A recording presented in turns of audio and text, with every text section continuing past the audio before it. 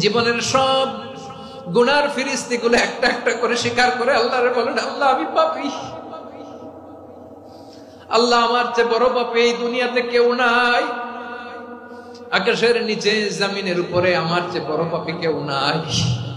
একটা একটা করে আল্লাহ স্বীকার করি আমি পাপী, সব পাপের স্বীকৃতি দিলাম। পৃথিবী না জানো আমি তো জানি, আমি কি পাপ করেছি, হায় আমার পাপের করলে বিচার, বাঁচার আমার নাই উপায়। দয়াময় তুমি মাফ করো আমায়, মাফ করো আল্লাহ তাআলা যদি দয়া করে আমাদেরকে মাফ না করে, আমাদের বাঁচার কোনো উপায় নাই। আপনি কি ভেবেছেন আপনার নামাজ দিয়ে আপনি জান্নাতে যাবেন? আপনি তাহাজ্জুদ গুজার, সেজদা দিতে দিতে কপালে দাগ ফেলেছেন, এটা আপনারা জান্নাতে নেবে না? আপনি এলাকার সবচেয়ে বড় হাতেম তাই দানশীল, এই দানের ভরসায় বসে আছেন, কশিন কালো না। আমাদের নামাজ, আমাদের রোজা, আমাদের ইবাদত, এগুলোকে মিজানের পাল্লায় উঠালে কোনো ওজনই হবে না। তবে আমাদের একটা কৌশল জানা আছে, আমরা আল্লাহর রহমতের ভিখারি। আমরা সেদিন আগেই গুনার স্বীকৃতি দিয়ে দেব। আমরা বলবো, আল্লাহ তুমি প্রশ্ন করার আগে তোমার একটা কথা বলি, আমারে কিছু জিজ্ঞেস করো না, আমি সব করেছি। এমন কোন পাপ নাই যে পাপ আমারে দিয়ে হয় নাই। তোমার রহমত দিয়ে তুমি জান্নাতে পাঠাবা, তোমার দয়ায় জান্নাতে যেতে চাই, আমল দিয়ে না। পারবেন বলতে? কিয়ামতের দিন আমরা বলবো, আল্লাহ আমার আমল দিয়ে জান্নাত চাই না, আমি তোমার দয়া দিয়ে জান্নাত চাই। তোমার দয়া ছাড়া আমার কোনো উপায় নাই। কারণ আল্লাহ যদি বিচার করে বাঁচার কারো উপায় নাই। আল্লাহ যদি বলে ফেলেন তুই এটা করলি কেন, ওখানে গেলি কেন, কোরআনে 1000 বার নিষেধ করলাম তারপরেও এই পাপে জড়ালি কেন, এরকম প্রশ্ন ছুড়ে দিলে আমার উত্তর আছে? বাঁচার কোনো উপায় আছে? রোজ হাসরে হে আল্লাহ আমার করোনা বিচার, করোনা বিচার, বিচার চাহি না তব দয়া চাহি এ গুনাহগার, করোনা বিচার। আপনার আমল দিয়ে জান্নাতে যাবেন? কি দিয়ে যাবেন? আল্লাহর দয়া দিয়ে। আল্লাহর রহম আর দয়া ছাড়া কেউ জান্নাতের চেহারাও দেখতে পাবে না। আমার প্রিয় ভাইয়েরা, এই দোয়া আল্লাহর কাছে পছন্দনীয় হওয়ার কারণ 3টা। দোয়ার প্রথম অংশে আছে তাওহীদ, আল্লাহর একত্ববাদের ঘোষণা। এই দোয়ার দ্বিতীয় অংশ আছে তাসবিহ, আল্লাহর প্রশংসা সূচক বাণী। এই দোয়ার 3 নাম্বার অংশ পাপের স্বীকৃতি। তাহলে আমরা সবাই গুনাহগার, আমরা আল্লাহর কাছে পাপের স্বীকৃতি দিয়ে বলবো, ও আল্লাহ ইন্নী কুনতু মিনাজ জালিমিন, আমরা জুলুম করেছি, পাপ করেছি, অন্যায় করেছি, আল্লাহ বুঝতে পারি নাই, শয়তানের ওয়াসওয়াসায় পড়ে, বন্ধুর পাল্লায় পড়ে, নফসের খায়েশ মিটাতে যে আল্লাহ করে ফেলেছি, তুমি গুনাহ না মাফ না করলে আমাদের গুনাহ মাফ। তারপর এই বিভাগে রয়েছে চরমোনাই দরবার, ঠিক কিনা বলেন? ওনাদেরও বিশাল মাদ্রাসা, ধর্মীয় অঙ্গনে, মাদ্রাসা অঙ্গনে, রাজনৈতিক অঙ্গনে ওনাদের অনেক খেদমত। বরিশাল বিভাগের প্রতি আগে থেকেই আমার আলাদা একটা টান, দুটো কারণে।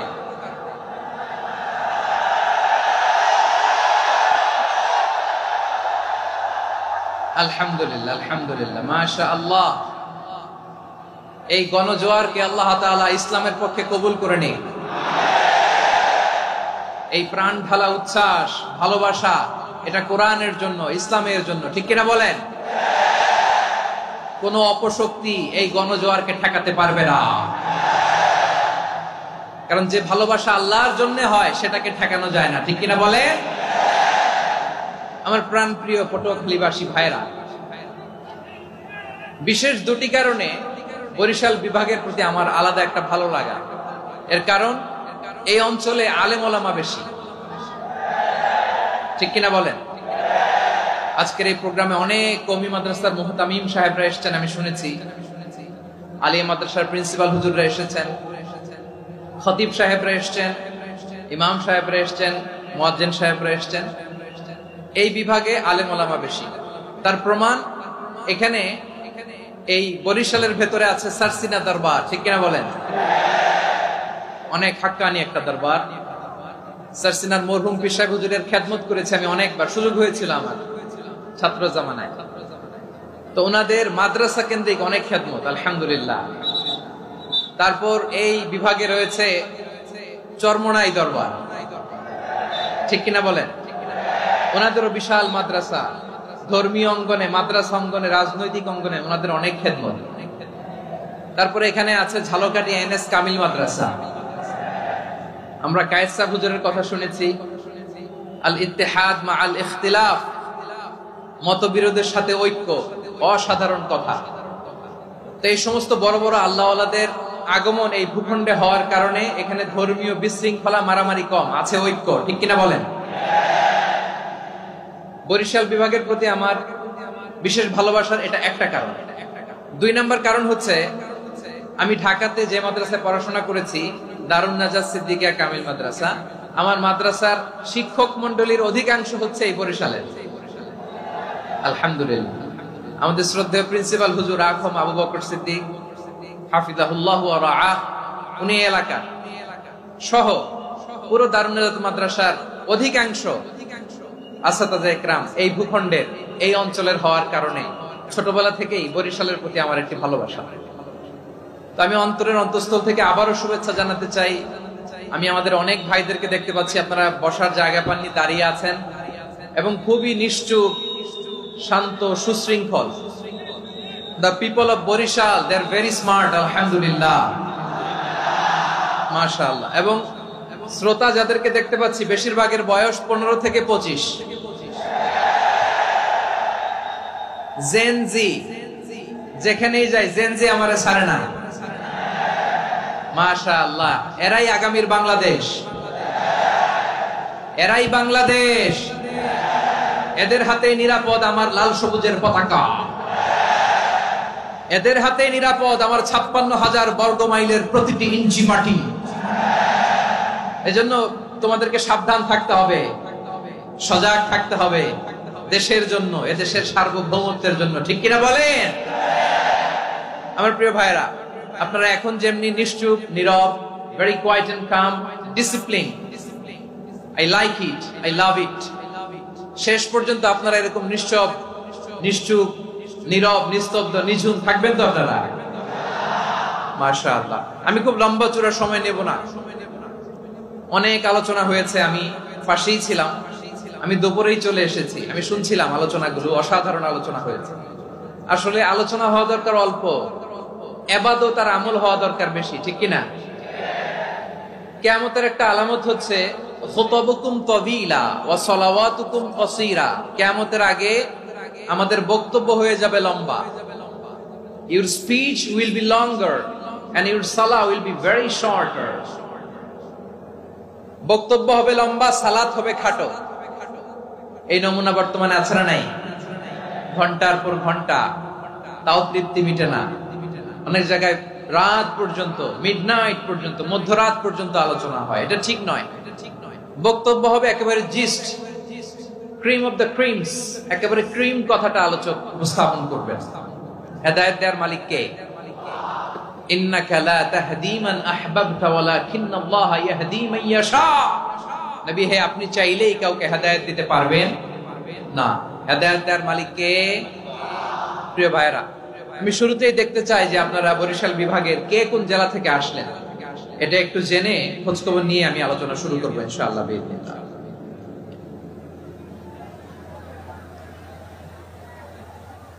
প্রিয় ভাইরা, আমি দেখতে চাচ্ছি আপনাদের এই বরিশাল বিভাগের ভোলা জেলা আছে না একটা, দ্বীপ জেলা, ওখান থেকে কেউ আসতে পারছেন নাকি? হ্যাঁ, আল্লাহু আকবার, আসছে তো, ওই যে হাত দেখা যাচ্ছে। সর্বনাশ, মাশাআল্লাহ, ঠিক আছে। আল্লাহ আমার ভাইদেরকে তুমি কবুল করো। বরগুনা জেলা থেকে কেউ এসেছেন আজকের প্রোগ্রামে? ইয়া সালাম, মাশাআল্লাহ মাশাআল্লাহ, ওয়েলকাম ওয়েলকাম। ঠিক আছে, পিরোজপুর জেলার কেউ এসেছেন? পিরোজপুর জেলা থেকে মাশাআল্লাহ অনেক ভাইরা এসেছেন। ঝালকাঠি, মাশাআল্লাহ ঝালকাঠির অনেক আসছে। তারপর বরিশাল জেলা থেকে কারা কারা এসেছেন? বরিশাল, মাশাআল্লাহ তাবারাকাল্লাহ। এবার পটুয়াখালী জেলার কারা কারা দেখি? মাশাআল্লাহ মাশাআল্লাহ মাশাআল্লাহ। আল্লাহ তুমি কবুল করো, আল্লাহ তুমি কবুল করো। লিল্লাহি তাকবীর, লিল্লাহি তাকবীর, লিল্লাহি তাকবীর। হাত নামান। প্রিয় ভাইরা, আসুন আমরা কাল বিলম্ব না করে আজকের পটুয়াখালী জেলা শহরের মাশাআল্লাহ, ওই যে লক্ষ্মীপুর থেকে আমাদের ভাই এসে প্লেকার্ড নিয়ে দাঁড়াইছে। ঠিক আছে, প্লেকার্ড দেখেছি, ফিয়ামানিল্লাহ। আচ্ছা, এই বরিশাল বিভাগের বাইরে থেকে কারা কারা আসছেন দেখি, কেউ আছেন কিনা? মাশাআল্লাহ অনেক অনেক অনেক, মাশাআল্লাহ। আল্লাহ কবুল করুন, আল্লাহ কবুল করুন, ফিয়ামানিল্লাহ। চাঁদপুর, ঠিক আছে ঠিক আছে, হ্যাঁ ইলিশের বাড়ি চাঁদপুর, ঠিক আছে মাশাআল্লাহ। বসুন বসুন। সম্মানিত ভাইরা, আসুন আমরা মূল আলোচনার দিকে চলে যাই। আজকে আমরা যে টপিকটা নিয়ে আলোচনা করব সেটা হচ্ছে, আমরা যে জীবনে বিপদে পড়ি, আমরা বিপদে পড়লে আমাদেরকে উদ্ধার করে কে? আল্লাহ ছাড়া আমাদের বাঁচানোর কেউ আছে? উদ্ধার করার কেউ আছে? রক্ষা করার কেউ আছে? এজন্য বিপদে পড়লে আমরা চাইবো কার কাছে? আমাদের যাই দরকার হোক আমরা ফরিয়াদ করব কার কাছে? নাকি মাজারে যেয়ে চাবেন? মাজারে যেয়ে চাবেন? অনেকে তো মাজারে যেয়ে কপাল ঘষে, আছে না নাই? মাজারে যেয়ে সন্তান চায়, আছে? এই এলাকায় নাই, এলাকার লোকদের আকীদা খালেস আমি জানি। মাজারে যেয়ে কপাল ঘষে আর সন্তান চায়। আচ্ছা, মাজারে গেলে সন্তান পাওয়া যায়? আচ্ছা, মাজারে না গেলে যদি বাচ্চা না হতো, গরু ছাগলের যে বাচ্চা হয় ওরা কোন মাজারে মানত করে বলেন? কথা কি বুঝতেছেন? এই যে প্রতি বছর গরু ছাগল ভেড়া এগুলো যে বাচ্চা দেয়, এরা কোন মাজারে যে মানত করে? এজন্য চাইতে হবে একজনের কাছে, তিনি কে? আমার প্রিয় পটুয়াখালীবাসী, মাজার জিয়ারত করা সুন্নাহ। আমরা মাজার জিয়ারত করব, আল্লাহ ওয়ালাদের কবরে যাব, আমরা সেখানে যে সালাম দিব, দোয়া করব, নিজের জন্য করব, কবরে শুয়ে থাকা মাইয়েতের জন্য করব, পুরো মুসলিম উম্মার জন্য করব। কিন্তু কবরে যিনি শুয়ে আছে ওই বাবার কাছে সন্তান চাওয়া যাবে? চাকরি চাওয়া যাবে? সফলতা চাওয়া যাবে? সফলতা দেয় কে? সবাই বলেন নাই, আওয়াজ করে বলেন, সফলতা দেওয়ার মালিক কে? এক কথাই রব্বুল আলামিন বলেন, ওয়া ইয়ামসাসকাল্লাহু বিদুররিন ফালা কাশিফা লাহু ইল্লা হু ওয়া ইয়ুরিদকা বিখাইরিন ফালা রাদ্দা লিফাদলি ইউসিবু বিহি মান ইয়াশাউ মিন ইবাদিহি ওয়া হুয়াল গফুরুর রহিম। আল্লাহু আকবার। আল্লাহ বললেন, ওয়া ইয়ামসাসকাল্লাহু বিদুররিন ফালা কাশিফা লাহু ইল্লা হু। আল্লাহ যদি তোমাকে কোনো বিপদ স্পর্শ করায়, আল্লাহ যদি তোমারে কোনো বিপদে ফেলে দেয়, ওই বিপদ থেকে উদ্ধার করার তিনি ছাড়া আর কেউ নাই। জোরে বলেন ঠিক কিনা? তিনি যদি কোনো বিপদে ফেলেন, তিনি ছাড়া বিপদ থেকে উদ্ধার করার কেউ নাই। আর তিনি যদি তোমার প্রতি কোনো অনুগ্রহ করতে চান, ওই অনুগ্রহ ঠেকিয়ে দেওয়ার ক্ষমতাও কারো নাই। আল্লাহ যদি আপনার সফলতা দিতে চায়, পৃথিবীর কোন শক্তি ওই সফলতাকে থামাতে পারে? এজন্য আল্লাহ বললেন, খবরদার, চিন্তার আকীদা খালিস করে নাও। ওয়া ইয়ামসাসকাল্লাহু বিদুররিন ফালা কাশিফা লাহু ইল্লা হু। আল্লাহ বিপদে ফেললে বিপদ থেকে উদ্ধার করার কেউ থাকে না। আর আল্লাহ যদি তোমার প্রতি দয়া দেখাতে চান, অনুগ্রহ করতে চান, ওই অনুগ্রহকে প্রতিরোধ করার মতো ক্ষমতা কারো নাই। তিনি তার বান্দাদের মধ্য থেকে যাকে ইচ্ছা তাকে দেন, যত ইচ্ছা তত দেন। তিনি ক্ষমাশীল, তিনি মেহেরবান। সুবহানাল্লাহ। তিনি ক্ষমাশীল, তিনি মেহেরবান। তাহলে এই আয়াত থেকে আমরা বুঝতে পারলাম, আমরা যদি বিপদে পড়ি আমাদেরকে কেউ বাঁচাতে পারে না। আমার বাবা আমারে বাঁচাতে পারে? হ্যাঁ, আমার মা আমাকে বাঁচাতে পারে? আমার বন্ধু আমারে বাঁচাতে পারে? আমার দলের কর্মী আমাকে বাঁচাতে পারে? আমার পীর সাহেব আমারে বাঁচাতে পারে? আমার পটুয়াখালীর ভাইয়েরা খেয়াল রাখবেন, বাঁচাতে পারে এক মহান সত্তা, উদ্ধার করতে পারে এক মহান সত্তা। চিৎকার করে বলুন, তিনি কে? আবার আল্লাহ বললেন, আম্মাই ইউজিবুল মুত্তাররা ইযা দাআহু ওয়া ইয়াকশিফুস সুআ ওয়া ইয়াজআলুকুম খুলাফাআল আরদ আইলাহুম মা'আল্লাহ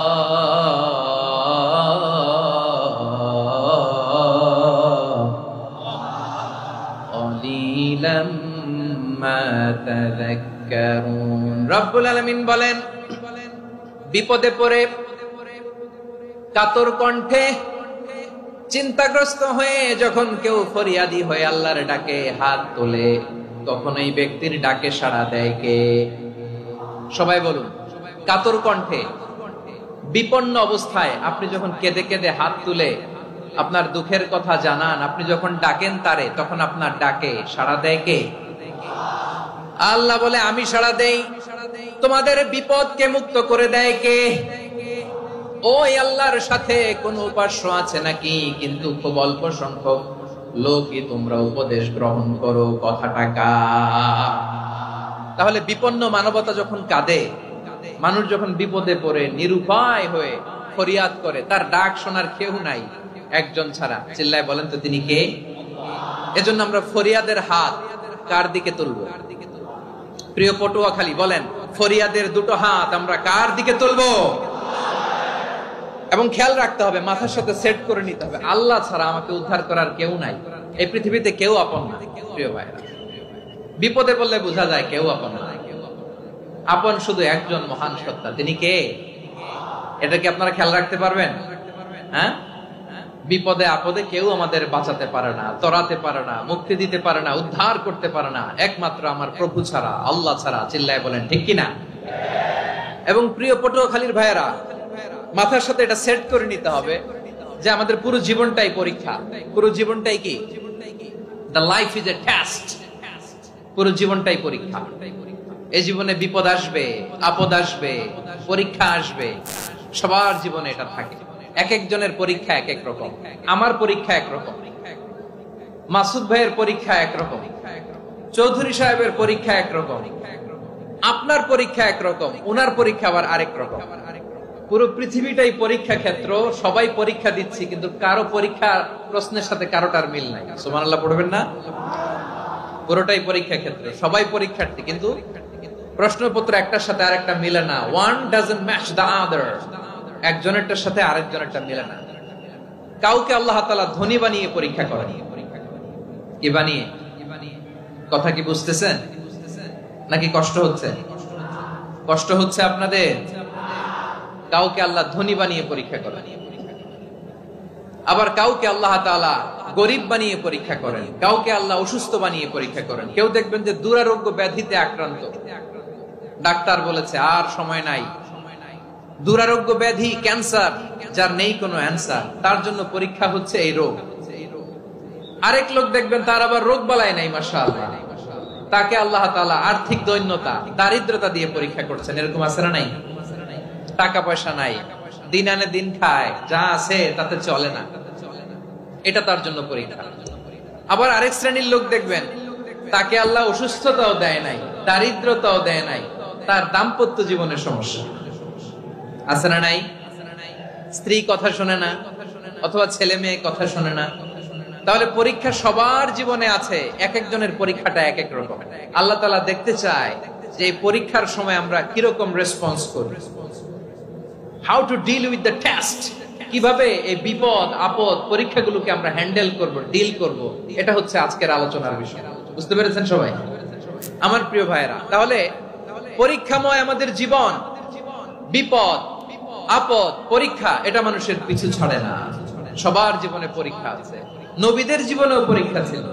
সাহাবারা জিজ্ঞেস করেছেন, ইয়া রাসূলুল্লাহ, আইয়ুন নাসি আশাদ্দু বালাআন ফিদ দুনিয়া, এই দুনিয়ার বুকে কাদের পরীক্ষা সবচেয়ে বেশি? বিশ্বনবী বলেছেন, আল আম্বিয়া। এই পৃথিবীতে সবচেয়ে বেশি পরীক্ষা আল্লাহ তাআলা নিয়ে থাকেন নবীদের। কাদের? নবীদের। সুম্মাল আমসাল ফাল আমসাল, এরপরে নবীদের পরের স্তরে যারা তাদের পরীক্ষা, এরপরে তাদের পরের স্তরে যারা তাদের পরীক্ষা, সিদ্দিকীনদের, শুহাদাদের, সালিহিনদের, আল্লাহওয়ালাদের। যার ঈমান যত মজবুত তার জীবনে পরীক্ষাও তত বেশি। চিল্লায় বলেন ঠিক কিনা? তাহলে মুমিনরা, বিশ্বাসীরা, আমরা কি পরীক্ষা বিপদ আপদে ভয় পাই? হ্যাঁ, বিপদ দেখলে ভয় লাগে আপনাদের? ভয় লাগে? হ্যাঁ, না, মুমিনরা বিপদে ভয় পায় না, তারা হতাশ হয় না, সুবহানাল্লাহ, তারা নিরাশ হয় না, বিশ্বাসীরা হাল ছেড়ে দেয় না, তারা ভরসা রাখে একজনের উপর। চিল্লায় বলতে হবে তিনি কে? কারণ মুমিন জানে the grief isn't permanent, the test isn't permanent, the struggle in our life isn't permanent. আমাদের জীবনের দুঃখ, কষ্ট, স্ট্রাগল এগুলো পার্মানেন্ট নয়। After every difficulties there is an ease. সব কষ্টের পরেই একটা সুখ আছে না নাই?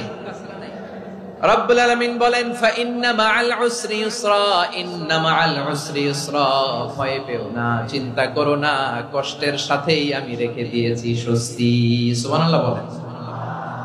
মুমিন জীবনে বিপদ যত বেশি, কষ্ট যত বেশি, তার সামনে সফলতা তার চেয়েও বেশি। ঠিক কিনা বলেন? কারণ বিশ্বাসীরা জানে রাত্রি যত গভীর হয় সুবহে সাদিকের সময় তত আগাতে থাকে। গর্ভবতী নারীর পেটের ব্যথা যত বাড়তে থাকে, ঘরে নতুন মেহমান আগমনের সময় ঘনাতে থাকে। মুমিনদের উপর বিপদ, অত্যাচার, আপদ, পরীক্ষা যত বাড়তে থাকে, কালেমার পতাকা উড্ডয়নের সময় কাছে আসতে থাকে। বিশ্বাসীদের এগুলো হিসাব মিলানো অনেক আগে, এগুলো অনেক আগে হিসাব মিলানো।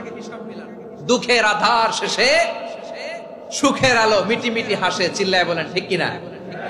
দুঃখের আধার শেষে আলোর প্রভাত হাসে, হতাশার কালো মেঘে যায় গো ভেসে, হতাশার কালো মেঘে যায় গো ভেসে।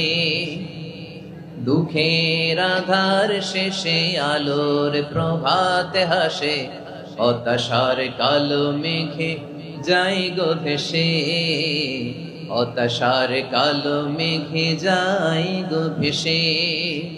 কোরআনের পাতায় পাতায় দেখো ঈমানের পথ ঢাকা ব্যথার কাটায়। কোরআনের পাতায় পাতায় দেখো ঈমানের পথ ঢাকা ব্যথার কাটায়। ভেঙে পড়ো না কভু হতাশ হয়ে, ভেঙে পড়ো না কভু হতাশ হয়ে, জ্বলে পুড়ে খাঁটি সোনা হও গো শেষে, জ্বলে পুড়ে খাঁটি সোনা হও গো শেষে। দুঃখের আধার শেষে আলোর প্রভাত হাসে, হতাশার কালো মেঘে যায় গো ভেসে, হতাশার কালো মেঘে যায় গো ভেসে। ঠিক কিনা বলেন? দুঃখ যত বেশি, পরীক্ষা যত বেশি, কষ্ট যত বেশি, সুখের সময় তত কাছাকাছি। চিল্লায় বলতে হবে ঠিক কিনা? এজন্য মুমিন জীবনে পরীক্ষা বেশি, মুমিনদের হতাশা নাই। মুমিনরা নিরাশ হয় না, হতাশ হয় কাফিররা। মুমিনরা কখনো হাল ছেড়ে দেয় না, মুমিনরা ভরসা রাখে একজনের উপর, তিনি কে? তাহলে আমার প্রিয় পটুয়াখালীবাসী, বিপদ থাকবে, পরীক্ষা থাকবে, এই বিপদ থেকে আমাদেরকে উদ্ধার করবেন একজন, তিনি কে? আমরা শুধু আল্লাহর উপরই ভরসা রাখবো। রাজি আছেন তো? চাইবো একজন সত্তার কাছে। আওয়াজ করে বলুন তিনি কে?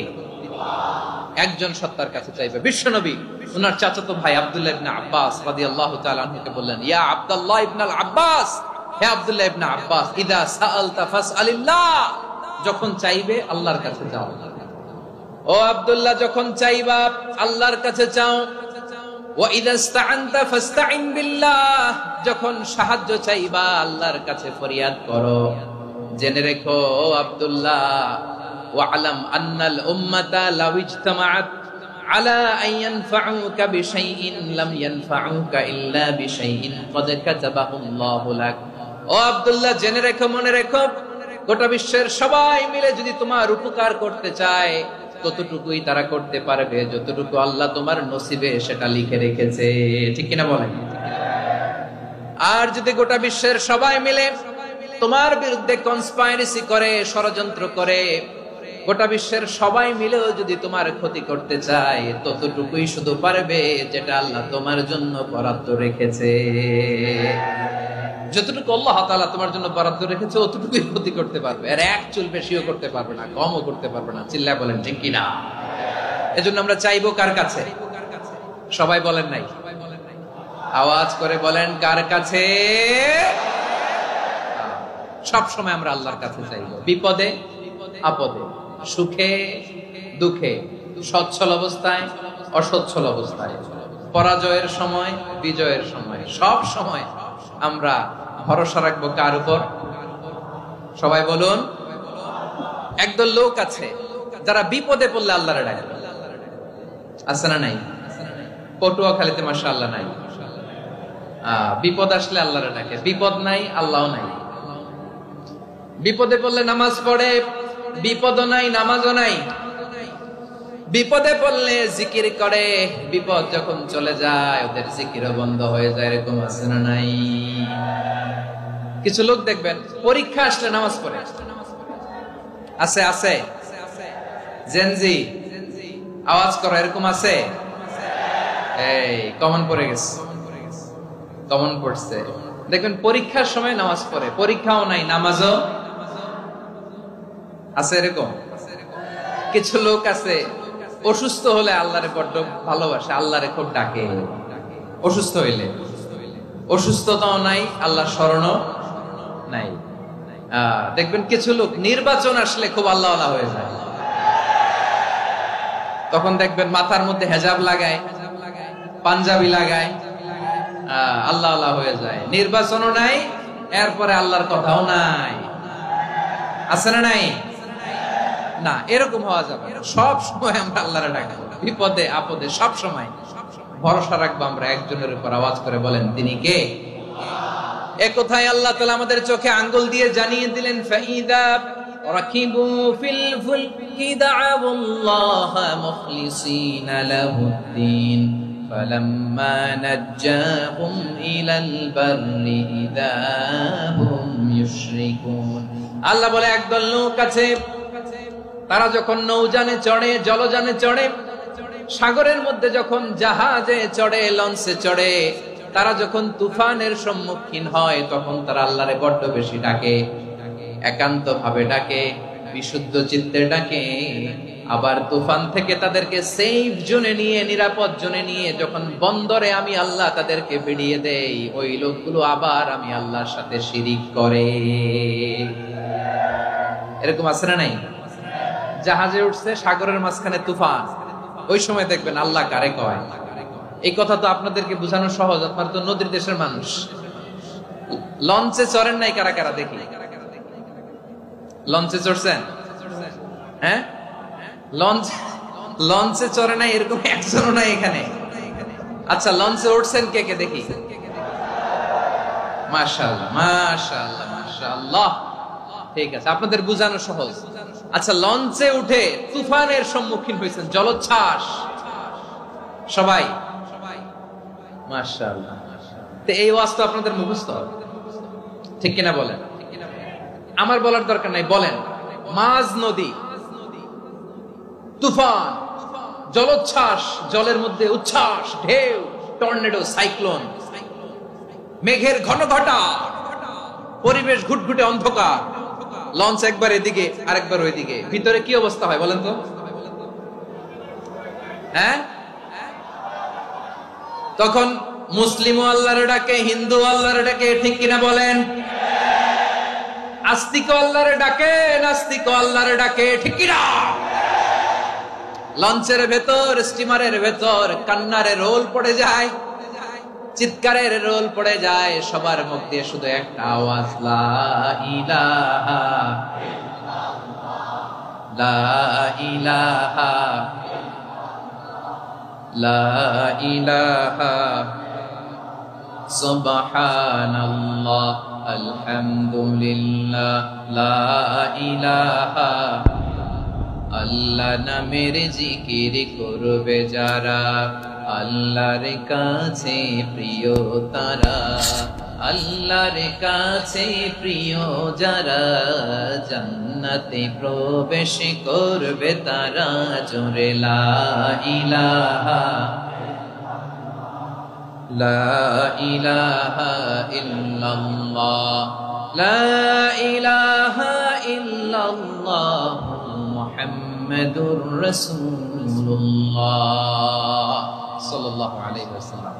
আমার প্রিয় পটুয়াখালীবাসী, তাহলে লঞ্চের ভেতরে যখন আমরা তুফানের মধ্যে পড়ি, তখন সবাই মিলে আমরা একটা নামের জিকির করি। নামটা কার?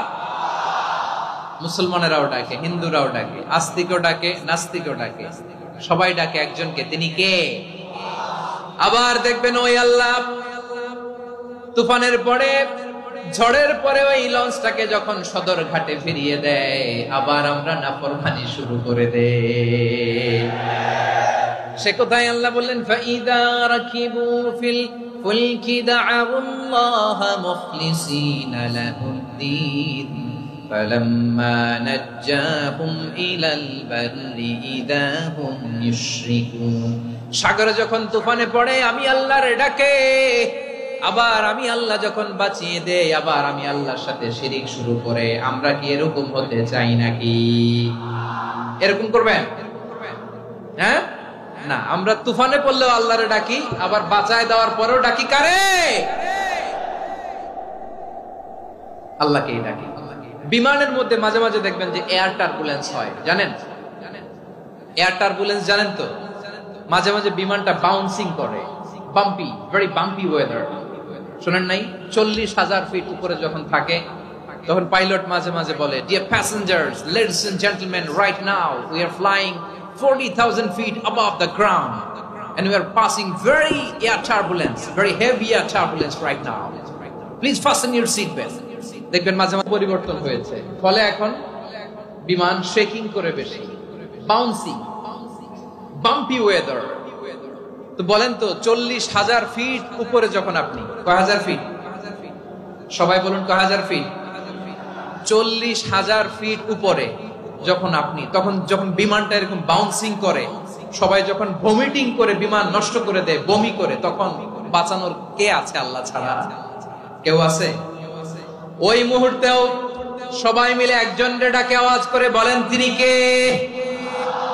মাঝে মাঝে কিছু সোশ্যাল মিডিয়ায় কিছু ভিডিও পাওয়া যায় যে হেভি যখন এয়ার টার্বুলেন্স হয়, 10 সেকেন্ড 15 সেকেন্ডের কিছু ভিডিও পাওয়া যায়, বিমানটা এরকম বাউন্সিং করছে, বাম্পি ওয়েদার, কাঁপছে, মানুষগুলো বমি করছে, অক্সিজেন মাস্কগুলো সব ঝুলে পড়েছে, বিমানটা শুধু কাঁপছে। তখন দেখবেন বিমানের ভেতরেও এরকম লঞ্চের মতো চিৎকার আছে না নাই? বিমানের ভেতরেও তখন চিৎকার। গত বছর হিথ্রো এয়ারপোর্ট থেকে সিঙ্গাপুর এয়ারলাইন্সের একটা ফ্লাইট, হিথ্রো টু চাঙ্গি, একটা ফ্লাইটে এমন বেশি এয়ার টার্বুলেন্সের শিকার হয়েছিল ওই এয়ারক্রাফটটা, 33 জন যাত্রী সেখানে আহত হয়েছে, একজন যাত্রী নিহত হয়েছে। কেবিন ক্রুজ, এয়ার হোস্টেস যারা আছে, একজনের নাক ফেটে, চোখ ফেটে, কপাল ফেটে, ব্লিডিং হয়ে শয়লা। প্রিয় ভাইরা, ওই 40,000 ফিট উপরে বিমানটা যখন কাঁপবে, তখন আমাদেরকে আল্লাহ ছাড়া আর কেউ বাঁচানোর আছে? এত আসতে বললে হবে? ওই কঠিন মুহূর্তে আমার বাবা আমারে বাঁচাতে পারে, আমার বন্ধু আমারে বাঁচাতে পারে। এই গ্রাউন্ডে, জমিনের বুকে আমার প্রোটোকল, আমার ক্ষমতা, আমার দাম্ভিকতা, কোনো কিছু আমারে বাঁচাতে পারে একজন ছাড়া। চিল্লায় বলতে হবে, তিনি কে? সে আল্লাহ বললেন, গোলাম, আমি বিপদের সময় ঠিকই তোমাদের বাঁচিয়ে দেই। ওই বিমানের ভেতরে 40,000 ফিট উপরে যখন তোমরা এয়ার টার্বুলেন্সের শিকার হও, তখন নাস্তিকও আল্লাহরে ডাকে, হিন্দু আল্লাহরে ডাকে। জোরে বলেন ঠিক কিনা? আবার বিমানটা যখন শান্ত হয়ে যায়, একটু পরেই বিমানের স্ক্রিনের মধ্যে হিন্দি সিনেমা খোঁজে। বিমানের স্ক্রিনে কিন্তু বিশাল ওখানে আফলাম, ফিল্মের একেবারে বোঝাই করা। বিমানটা শান্ত হলে আবার হিন্দি সিনেমা দেখা শুরু করে। একটু আগে ডাকছিল কারে? কারে? দেখবেন বাংলাদেশে আমাদের ক্রিকেটাররা যখন অন্য কোনো দেশের সাথে খেলে, অনেক সময় এমন হয় বল বাকি একটা, রান দরকার 6টা, বল বাকি কয়টা? পটুয়াখালী বোঝে নাই বোধহয়।